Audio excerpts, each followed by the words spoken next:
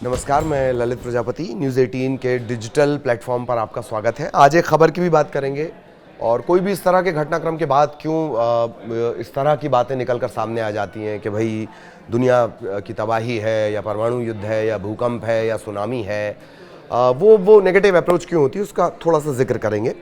आज हम मलेशिया को लेकर चर्चा करने वाले हैं। सुबह करीब 8 बजे का वक्त रहा होगा, यानी सभी के घर से निकलकर अपनी अपनी मंजिल पर पहुंचने का ये टाइम रहा होगा।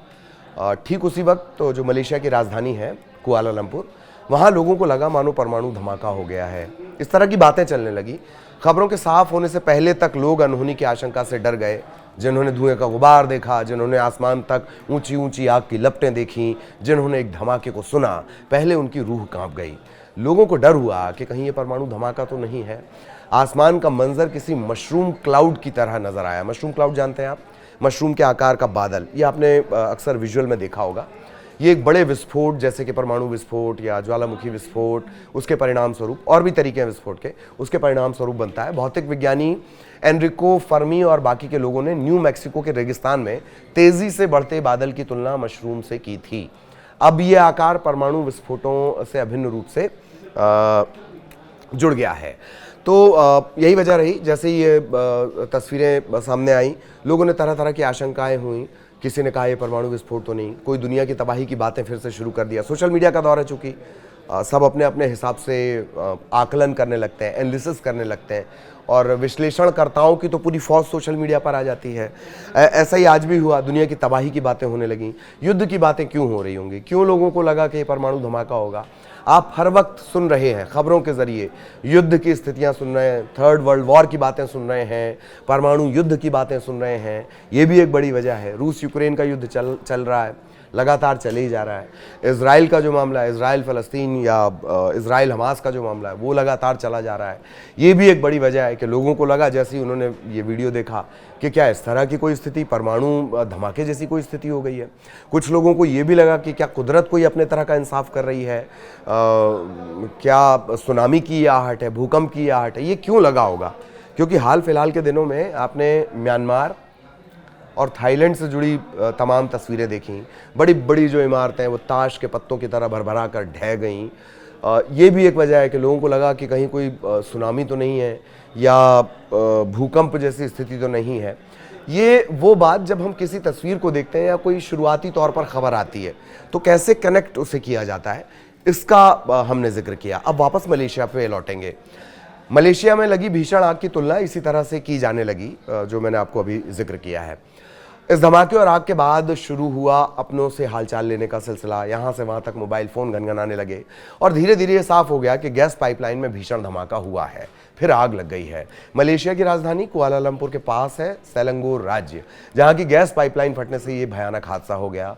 अब तक मिली जानकारी के मुताबिक पुत्रा हाइट्स में गैस पाइपलाइन में आग लगने के बाद भीषण विस्फोट हुआ।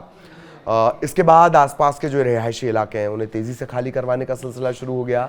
मलेशियाई मीडिया रिपोर्ट्स के मुताबिक सेलंगोर राज्य के बीच में स्थित है पुट्रा हाइट्स। इसके अलग अलग नाम आप सुन सकते हैं भाषाई फर्क के चलते। यहाँ पर एक गैस स्टेशन के पास धमाके की बात निकलकर सामने आई। आग का जो गुबार था कई किलोमीटर दूर तक देखा गया, कई किलोमीटर दूर तक इसकी आवाज़ सुनी गई जो धमाका हुआ। गैस में लगी आग पर काबू पाने के लिए फायर फाइटर्स मौके पर पहुंच गए, फिर कोशिश शुरू हो गई। हालांकि गैस में जो लगी आग होती है उस पर काबू बेहद मुश्किल होता है, वजह उसका तेज़ी से फैलते जाना। एहतियात के तौर पर यहाँ पर कई मेडिकल टीम भी तत्काल फटाफट तैनात कर दी गई। जो शुरुआती जानकारी उसके मुताबिक 100 से ज़्यादा लोग गंभीर रूप से घायल हो गए हैं। इनमें से 60 से ज़्यादा ऐसे हैं जो सांस की दिक्कतों से जूझ रहे हैं, वो इस वजह से कि जो गैस का रिसाव हुआ है उसके चलते। तकरीबन 50 घरों के नुकसान की बात भी सामने आई है। ठीक ठाक इसके आंकड़े बाद में सामने आ पाएंगे। दावा ये किया गया कि 80 से ज़्यादा लोग सुरक्षित निकाल लिए गए हैं। अब तक किसी के हताहत होने की जानकारी सामने नहीं आई है, लेकिन माना यह जा रहा है कि कई लोग इसकी चपेट में आए हैं। और हर किसी की उम्मीद यही होती है कि हताहत जैसी या जान के नुकसान की कोई बात सामने ना आए, वो बहुत अच्छा। पेट्रोनास कंपनी जिसकी ये पाइपलाइन थी, जिसका ये प्रोजेक्ट था, उसकी तरफ से भी जानकारी दी जा रही है। कंपनी का दावा यह है कि पाइपलाइन का बाकी की लाइन से कनेक्शन खत्म कर दिया गया है ताकि ये जो आग का सिलसिला शुरू हुआ है इसे रोका जा सके। इस धमाके का जो वीडियो सामने आया है उसे आपको एक बार फिर से बहुत ध्यान से देखना चाहिए।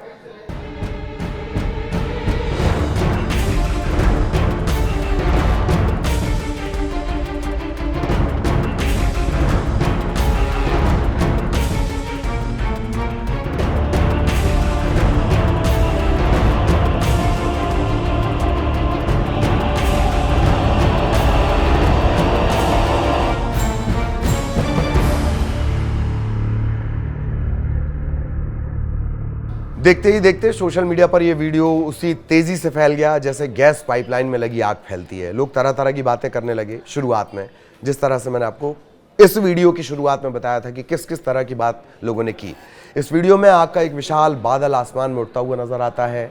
फिर उसी तरह की बातें कही जाने लगीं। एक सरकारी अधिकारी के हवाले से एक रिपोर्ट भी सामने आई कि कई दर्जन दमकल यानी दमकल और फायर फाइटर्स को तत्काल मौके पर तैनात किया गया। आग की वजह जो शुरुआती जानकारी है उसमें फटी हुई पाइपलाइन है। ये पाइपलाइन पेट्रोनास गैस कंपनी की है, जिसका करीब 50 मीटर का हिस्सा आग की चपेट में आ गया। पेट्रोनास कंपनी के बारे में भी मैं आपको बताऊंगा कितने बड़े लेवल पर यह कंपनी है। उसमें 500 मीटर का जो हिस्सा है वो इस तरीके से चपेट में आ जाता है। पुत्रा हाइट्स के पास स्थित एक मस्जिद को अस्थायी राहत केंद्र बनाया गया। जमावड़ा इस वजह से भी ज़्यादा है क्योंकि ईद का माहौल चल रहा है, मुस्लिम बहुल है मलेशिया। तो खैर इस मस्जिद को एक अस्थायी केंद्र बना दिया गया है, राहत शिविर जिसे आप कहते हैं। घायलों का यही ट्रीटमेंट किया जा रहा है, ज़रूरत होने पर दूसरे अस्पताल भी भेजा जा रहा है। अब फटाफट पेट्रोनास कंपनी के बारे में जान लीजिए। पेट्रोनास की स्थापना अगस्त 1974 में हुई थी। ये पूरी तरह से मलेशिया सरकार के स्वामित्व में है। जैसे हमारे यहाँ ONGC होती है या जो नवरत्न कंपनियाँ हैं वो होती हैं, उस तरह की ये कंपनी पेट्रोनास। तो मलेशिया में संपूर्ण तेल और गैस भंडार को विकसित करना, संरक्षित करना, संवर्धित करना, उसकी पूरी जिम्मेदारी इसी के पास है। पेट्रोनास करीब 35 देशों में कारोबार करती है। फॉर्च्यून ने 2019 में पेट्रोनास को दुनिया की 158वीं सबसे बड़ी कंपनी बताया था। कंपनी का मुख्यालय कुआलालंपुर के पेट्रोनास टावर्स में है, जो अगस्त 1999 में खोला गया था। इसी कंपनी की ये चूक रही कि इनका पाइपलाइन फट गया, या इनका पाइपलाइन इस कंडीशन में नहीं था कि वो हैवी गैस का इस तरह से ट्रांसपोर्टेशन कर सके, और आग लग गई। इस वजह से मैंने आपको कंपनी के स्ट्रक्चर के बारे में बताया कि कितनी मजबूत है फाइनेंशियली और सरकारी तौर पर। वापस खबर पर लौटेंगे, इस आग से जुड़ा अपडेट आप तक भी पहुंचाएंगे। अभी उम्मीद ये कि जो भी इस आग की चपेट में आया वो जल्द से जल्द स्वस्थ हो जाए और किसी तरह की हताहत वाली कोई स्थितियां या इस तरह की खबर हमें आपको ना बतानी पड़े।